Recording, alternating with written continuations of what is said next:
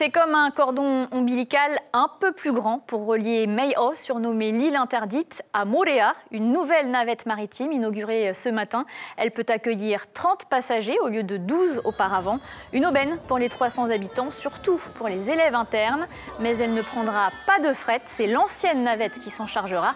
Et l'aller-retour coûte 9 000 francs.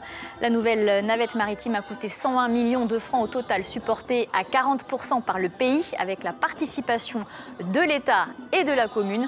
Ambiance sur les quais à l'arrivée du voyage inaugural avec Ayata Tarahu et Patrick Tinting.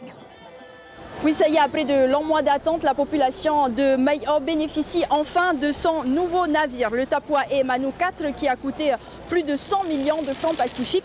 Aujourd'hui, donc, voyage inaugural en présence des représentants de l'État et du pays. Le haut-commissaire Eric Spitz, donc première visite sur cette île surnommée l'île interdite. Vous le voyez derrière moi, un accueil, les autorités ont bénéficié d'un accueil grandiose sur cette île. Petit chant à l'arrivée, puis un discours du maire de cette petite île de plus de 300 habitants. Donc aujourd'hui vont être installés aussi la télémédecine à l'infirmerie de l'île. Donc c'est un voyage qui marque l'histoire de cette petite île associée à Moorea. L'information en continu sur Polynésie la première, Internet et réseaux sociaux.